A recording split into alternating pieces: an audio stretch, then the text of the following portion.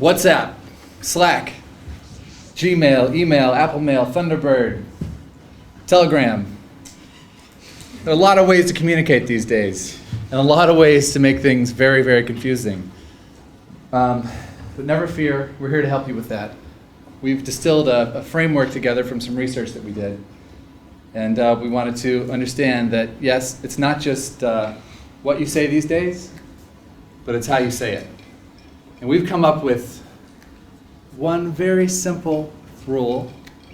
One rule to rule them all. The more complex your message, the less technology you should use. More complex, less technology. So what do we mean by the level of technology? Well, over on the right side of the spectrum, we have all of the devices that we're used to today. We have mobile devices, we have apps, we have email. Then we have less technologically savvy devices in the middle, such as writing a letter or even meeting in person. And then we can go all the way back to the earliest forms of communication, maybe speaking or even smoke signals. So meet Sarah. Sarah is a GSB alum.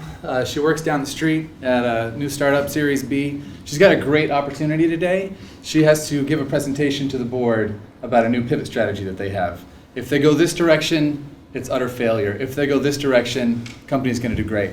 Problem is, she was up late last night. She didn't do the deck. She didn't finish the deck, and she slept in this morning. So she's got couple choices. She has to ask someone to help her. The only person that can actually help her finish this deck is her boss. So what does she do? Sarah chose to text her boss because she was already late and it was very urgent. Oh my God, I need to text her as soon as possible, immediately, now. So here are the messages she sent. Are you able to read? So if you were her boss, can you understand? How would you respond to her? Same as you guys, her boss got very confused. Was texting the best way to communicate this message? Well, it worked in some ways. It is quick in urgency, and it's very convenient. You just need to grab your phone and finish the texting in minutes. However, it did not work well because long messages are very hard to read and very easy to be misinterpreted. And also, her boss, with a very busy schedule, can be distracted by anything else at any time. And also, in some companies, texting can be very unprofessional. It depends on the culture of the company and your relationship between you and your boss. Sarah could have emailed or called her boss. So if you are going to text, remember, keep it simple. A complex text will leave them perplexed. Oops. That's not going very well for Sarah. She's got a really big day today. Not only does she have this presentation that she just might have totally screwed up, she also has to do something else today. She has to fire the intern. Now, it's not just any intern. Sounds easy. What about if the intern's your CEO's brother's husband's nephew? There's a connection there. It's going to make things a little bit complicated. So she has another couple things to do. The problem with this intern is that this intern never shows up on time and sometimes doesn't show up at all. She's been ordered to fire the intern today, and the intern didn't show up. So what does she do? Sarah chooses to email the intern. Take a look at the message. Put yourself in the shoes of Michael B. Arbuckle and imagine receiving this message. How does that land on you? Well, she uses a pretty cold and neutral subject line termination. She uses the royal we throughout her message. She tries to soften it by including the salutation regretfully and a frowny face emoticon. But that regretfully, you could read that in multiple ways depending on how the relationship between Mike and Sarah is. Maybe that's a very sincere and heartfelt, regretfully. Or maybe it's a very sarcastic, regretfully. It's hard to read. In terms of what worked with this email, it was concise, she was direct, and she structured it logically. But in terms of what didn't work, this was a one-sided message, as all emails are. She has no ability to gauge the intern's reaction and to adapt accordingly. And in terms of what we said earlier and what we saw with regretfully, there are just many ways to interpret a message like this. In fact, research shows that we are much worse at delivering tone by email than we think. In a published study, scientists had subjects deliver a message that was either serious or sarcastic in tone. And they did this either via email or phone. If they did it either by email or phone, they thought that their accuracy in delivering the intended message would be about 80%. But when they did it by phone, it was actually pretty good. It was 70%. However, with email, it was only 57% or 56%. That's hardly better than a coin flip. So if I can leave you with one takeaway here, to learn from Sarah, to convey tone, pick up the phone.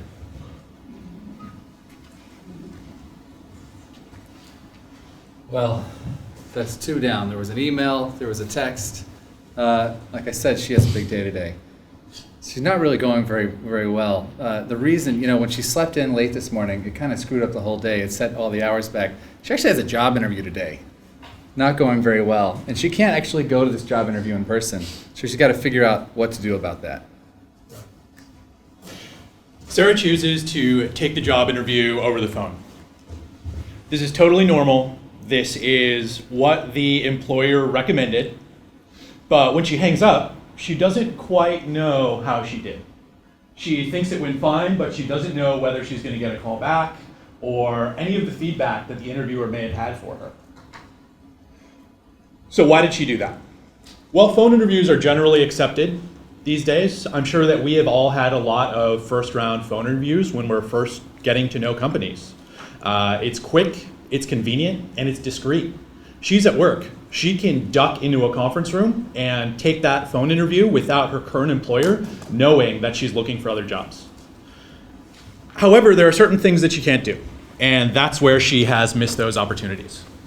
She could have used some body language to convey certain things that you can't simply through your voice. It's that visual aspect of the verbal, visual, and vocal framework that we've been using.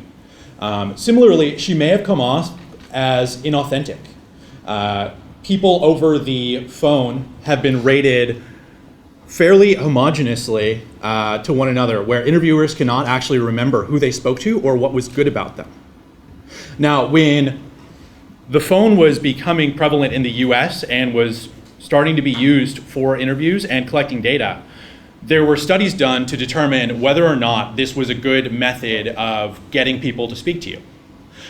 What they showed were that in terms of getting the information that you wanted and making sure it was valid, and even conveying complex knowledge and attitudes, the phone was just as good as doing it in person. So they continued to do so. However, there are a number of situations where you may want to use an in-person meeting, such as Sarah had the opportunity to. And that is if you want to do what's known as impression management.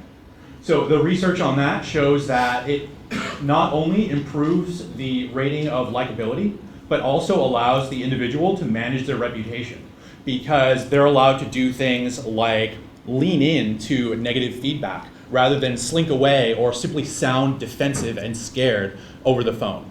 It's another cue that shows that you're ready for it as opposed to scared. So if you have the opportunity and it makes sense, a face-to-face meeting may be optimal, because with face-to-face, you own the space. All right. We're going to call this the Great Communication Breakdown of 2016 for Sarah. She did have one more thing to do that day. And this was actually something exciting she'd been looking forward to for about a month. She had a blind date. She'd been set up by a friend. She'd been told all about how great this guy was. So she put on her jacket, grabbed her briefcase, headed down the street.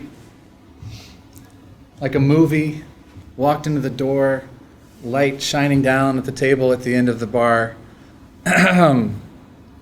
Not so good. She actually knows this guy, and she's not really sure why her friend of a friend kind of set them up together. This is the guy that actually puked on her couch in college.